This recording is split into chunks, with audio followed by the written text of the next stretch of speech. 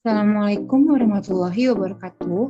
Perkenalkan, nama saya Ika Maudiolyanti dari Fakultas Pendidikan Ekonomi Universitas Pancasakti, Bekasi. Kali ini saya akan menjelaskan mata kuliah sosial media mengenai aspek hukum, etika, efektivitas analisa dan evaluasi, manajemen program, serta perencanaan manajemen pengalihdayaan dalam sosial media. Mata kuliah kali ini dibimbing oleh dosen pengampu yaitu Bapak Joni Tesmanto, SOS MM. Selanjutnya ada latar belakang. Media sosial adalah platform digital yang memfasilitasi penggunanya untuk saling bersosial, baik itu berkomunikasi atau membagikan konten berupa tulisan, foto, dan video. Di era globalisasi ini, teknologi sudah semakin maju. Pengguna media sosial nampaknya telah menjadi bagian dari sebagian besar masyarakat Indonesia.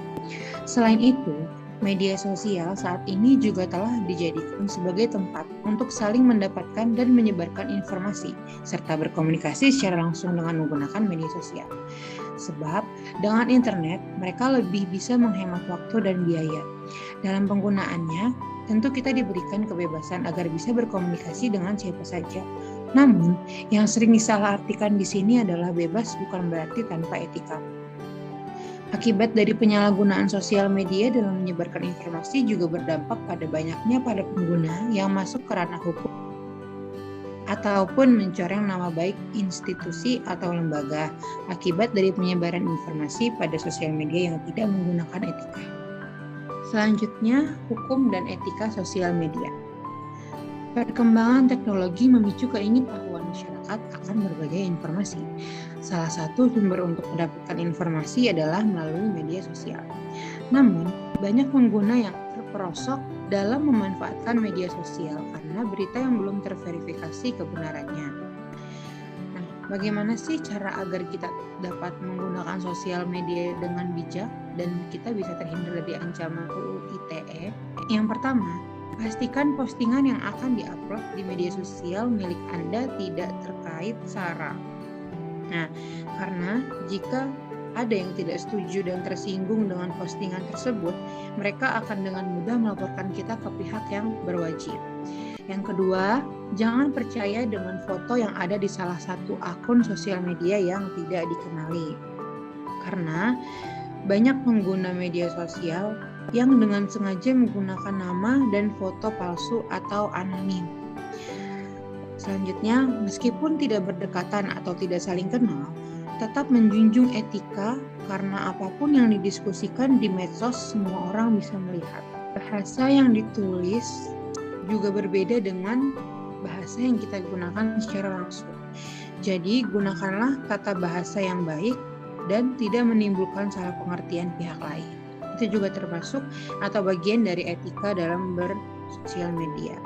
Selanjutnya, tidak memproduksi maupun menyebarkan informasi palsu yang belum jelas sumbernya atau biasa disebut hoax, dan tidak menyebarkan gambar atau foto yang bersifat porno aksi. Yang terakhir, jangan memberikan data diri dengan mudah di media sosial. Hal ini dilakukan karena data diri bisa saja disalahgunakan oleh pihak yang lain. Nah, sudah saatnya kan kita itu harus menyikapi perkembangan teknologi dengan bijak. Kita juga harus jadi masyarakat yang melek hukum agar kita dapat mengantisipasi dampak yang akan terjadi dari apa yang kita perbuat. Selanjutnya, efektivitas sosial media. Yang pertama, efektivitas media sosial sebagai media promosi.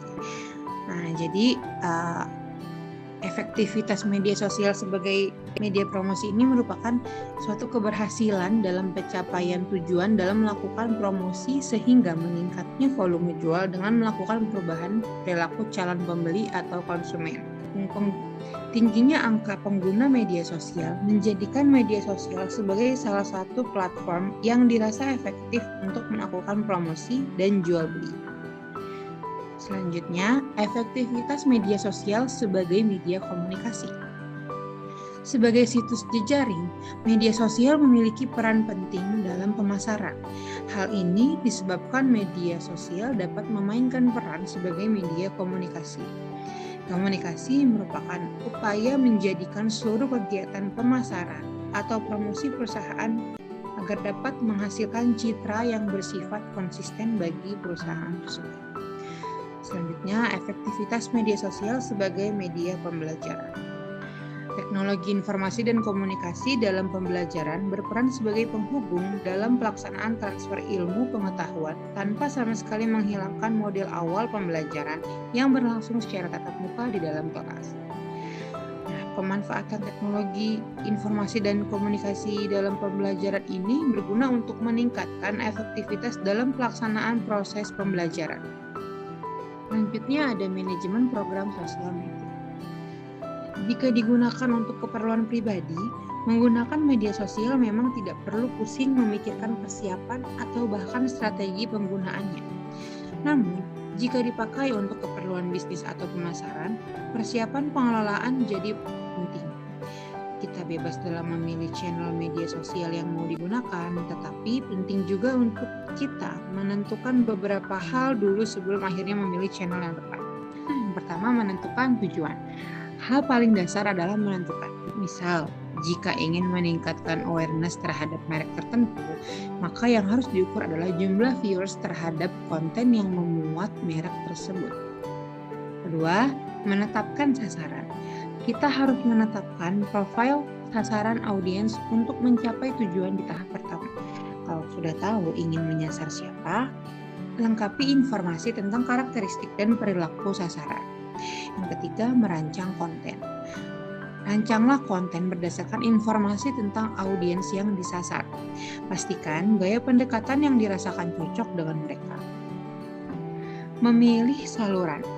Jika tujuan, profil sasaran, dan kontennya sudah jelas, kita tinggal pilih yang paling cocok atau yang paling pas untuk membuat konten yang sudah dirancang dan aktif digunakan oleh sasaran audiens yang disasar. Selanjutnya, menentukan pengukuran performa. Sesuaikan dengan tujuan agar kita bisa mengetahui dengan jelas tentang apa yang kurang dan apa yang sudah berjalan baik, hingga bisa terus mengembangkan kegiatan di media sosial dari waktu ke waktu. Selanjutnya, aspek hukum sosial media.